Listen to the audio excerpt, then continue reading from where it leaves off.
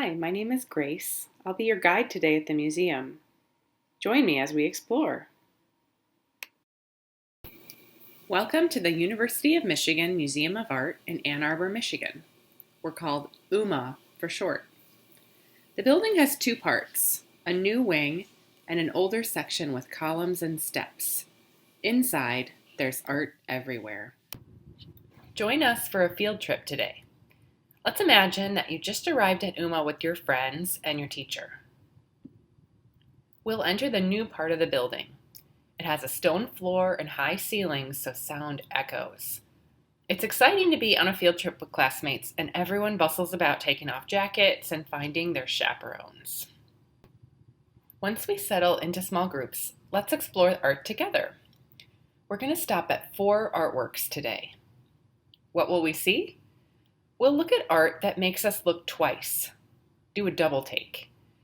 When we zoom in or out, we'll have more information about the artwork, but we might also have more questions, like what materials did the artist use? How did she make it? What was her process? Let's start at our first stop. Here are 2 zoomed-in images. It's difficult to tell what they are. Is this an object we can recognize? They look maybe like pencil drawings or something bumpy.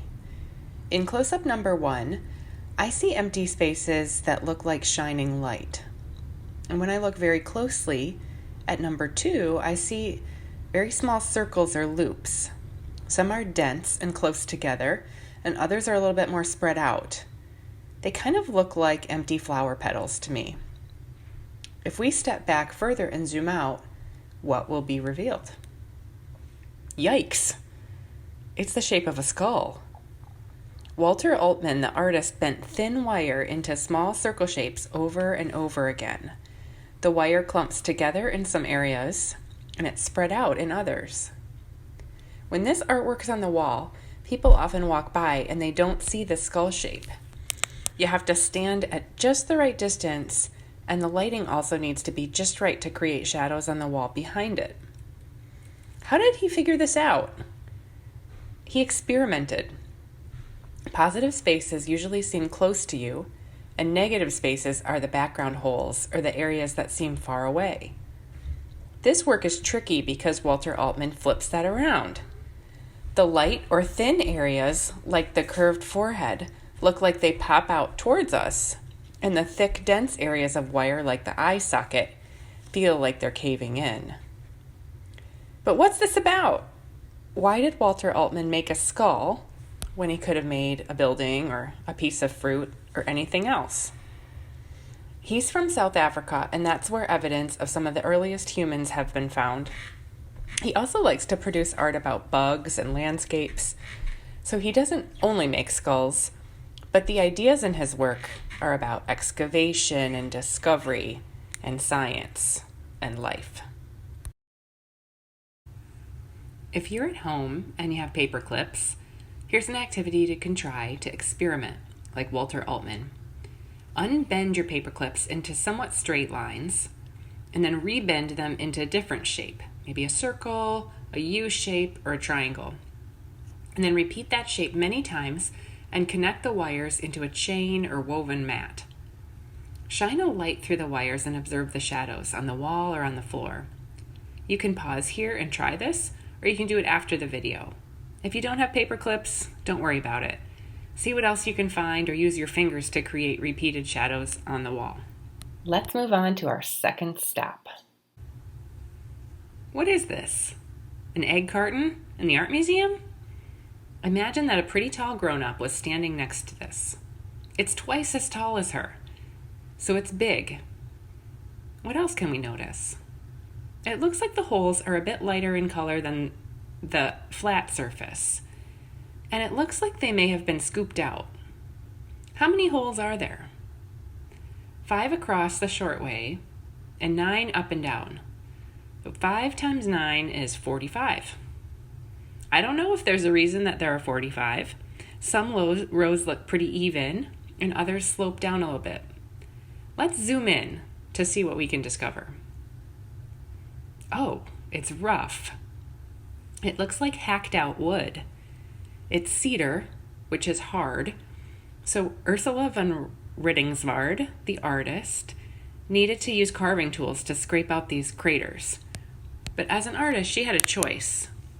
She could have made them smooth and sanded them down, but she chose to leave them in bumpy strips.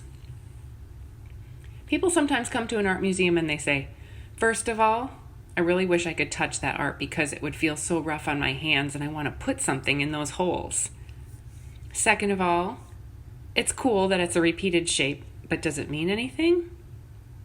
Different visitors have different ideas about that. For example, does the shape remind you of anything?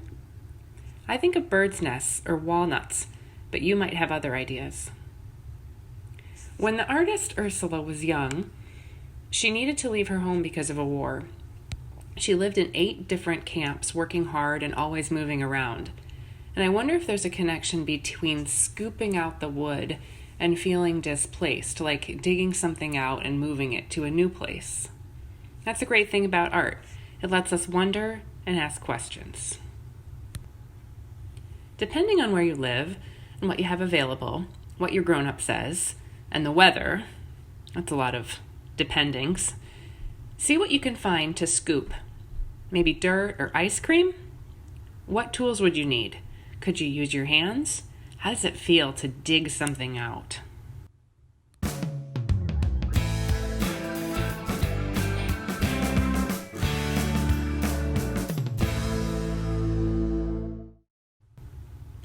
First glance, this looks like a board. Or maybe 4 boards together with some paint rolled on them.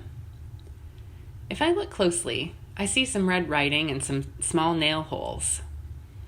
I was looking at this with a grown-up, and he asked me if there was an accident with the wall behind this, because it looks like a kind of a board that would go over a window to board it up. So what's the big deal? Why is this special, and why is it in an art museum when I could buy this at Home Depot? Let's look more closely. This is when it would be so nice to be at the museum in person and look at it up close. It's not actually a board. It's a painting on a canvas made to look exactly like a piece of plywood, complete with holes and paint from a roller.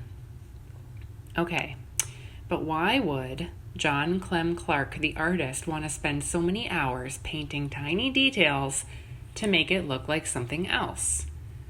Maybe because it's fun to play a trick.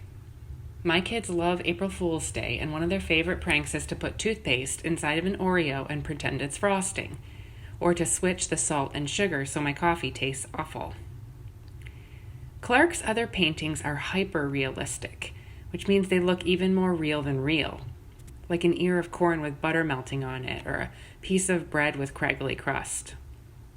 Maybe he wants to prove that he can observe very closely and show us what a talented painter he is. He also has paintings that don't look like any recognizable object. They're just big brush strokes of thick white and blue paint smeared on like frosting.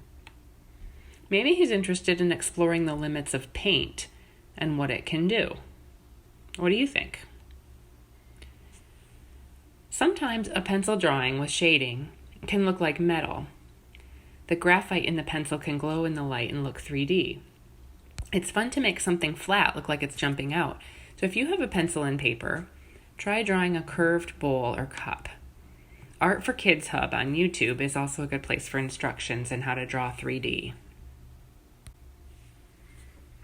Our last stop today is this sculpture called Apsara Warrior. How would you describe what you see? The shape looks like a person, but it's tough to get into these details. Let's do a double take.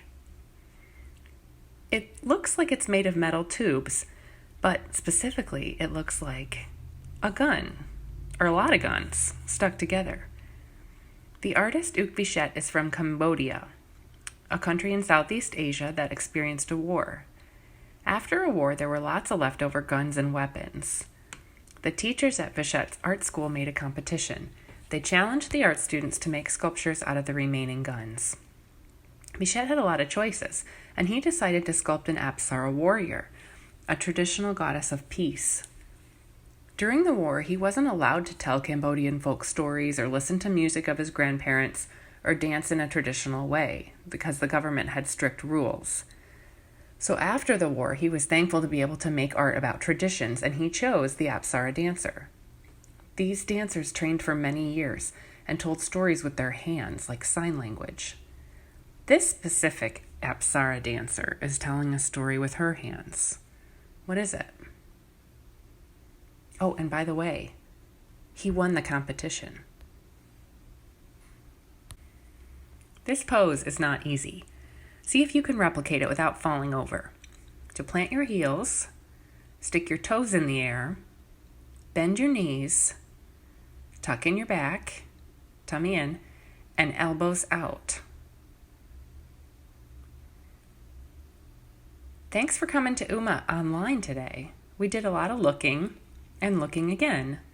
The museum is free and available to all visitors.